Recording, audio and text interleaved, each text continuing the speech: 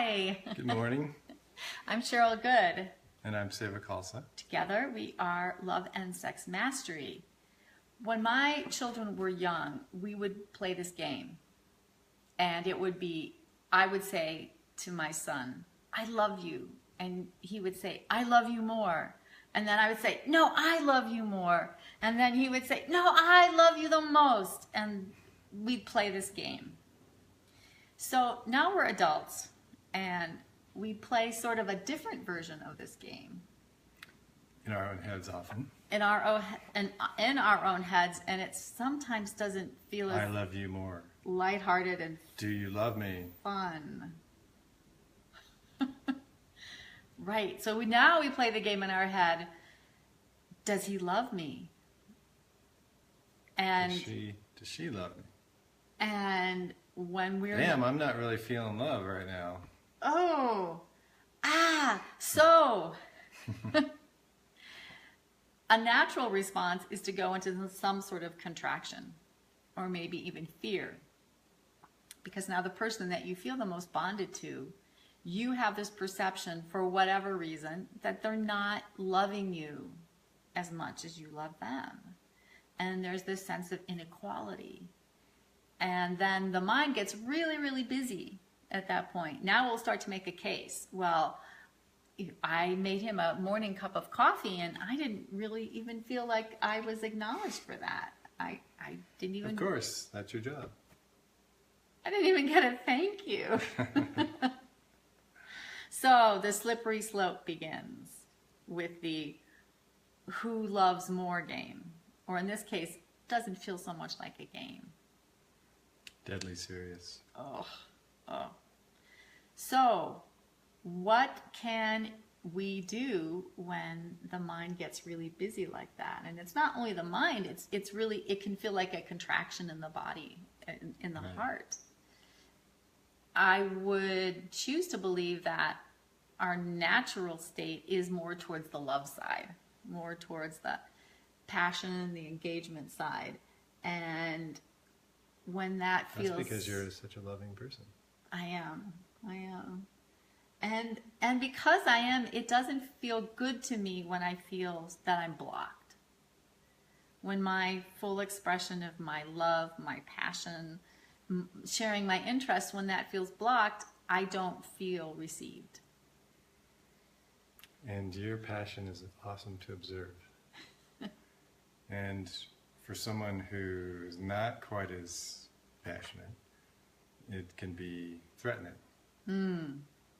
Like you make me feel guilty. What am I supposed to do? Or, how can I match that? So what do you do then, Seva? I decide not to worry about it. And then what do you I decide to focus on the celebration of what's coming towards me. It's good stuff. So it's counterproductive to block it. And if I take it in, then maybe something happens for me. Right. Something good. Right.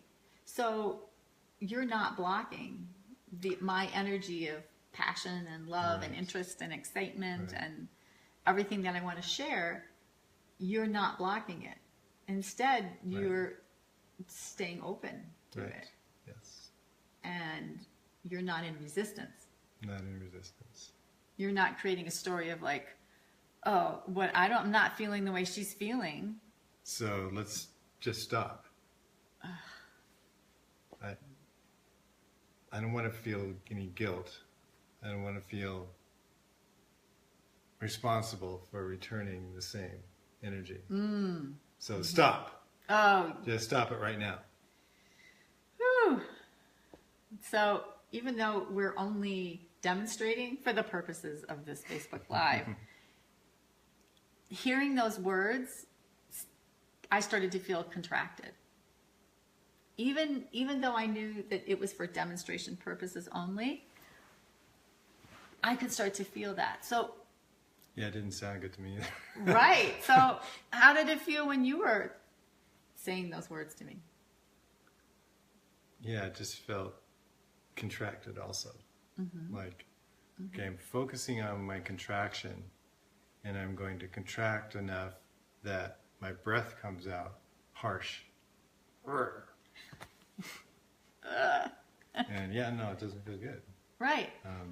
Because after blocking, I feel even more guilty. Because, oh, damn. There was a nice thing that I just squashed. Right. Right. So I can't win. I can't avoid having some guilt if I block. And what was the other way I feel guilt? Anyway. All right, so guilt doesn't feel good. if I notice that I'm not feeling as passionate as Cheryl, then I might start by feeling guilty. And then if I block her, then I feel even more guilty. Because I put guilt into action. Right. So now we have a whole guilt stew. The guilt stew. Right. And I'm feeling shut down. Yeah. So for those of you who just joined us, the topic today is who loves more. And what we want to speak is that it's very normal in a relationship at any given moment to feel like you're the one who loves more, or maybe you're the one who's not so loving in the moment. And so we want to say that that's really normal.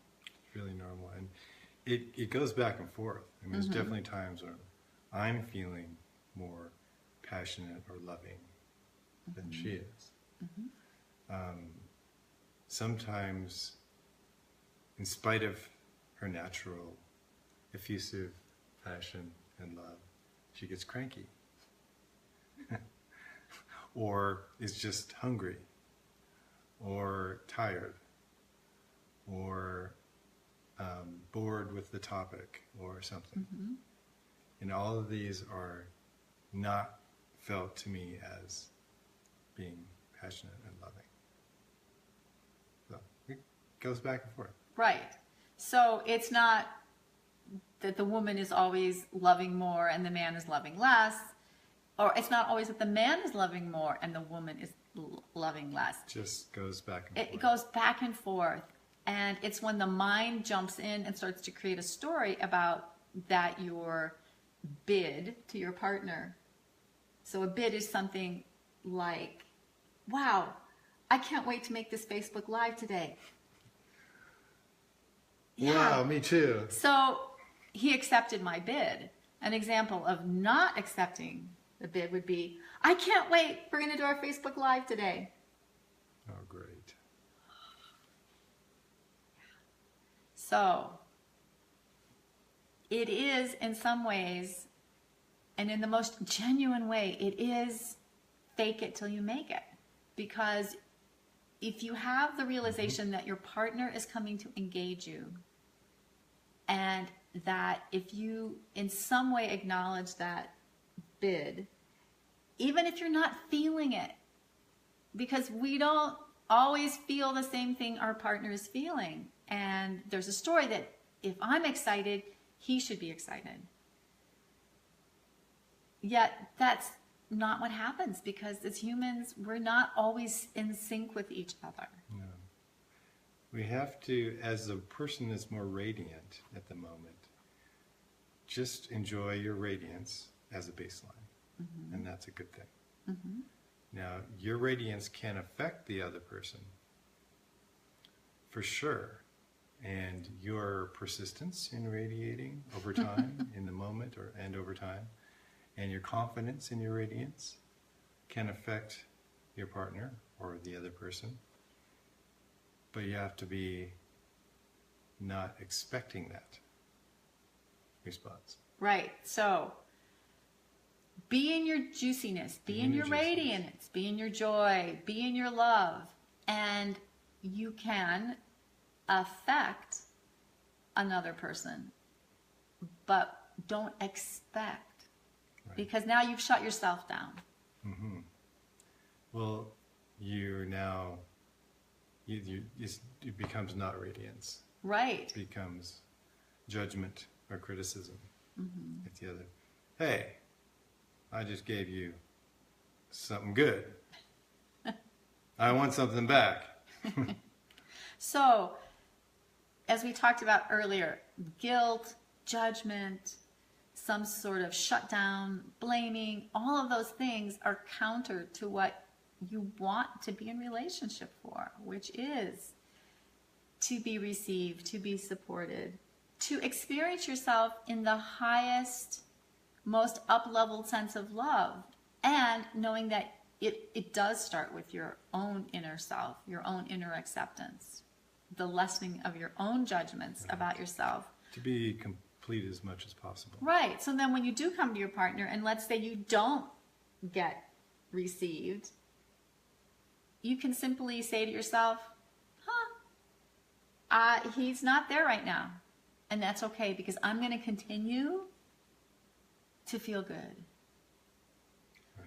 So leave your comments, questions. We will come back and see them. And Seva, any final words for this? The final word would be, if you're the one that's receiving the passion, it's easy to, or I used to at least be resentful. Because I wasn't in the mood for that.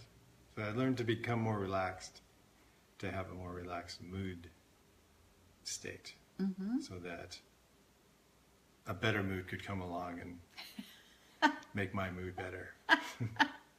So I'm feeling really good right now. Me too. I'm gonna surf on this good feeling mood. And yeah, thanks for listening. Yes. Thanks for watching.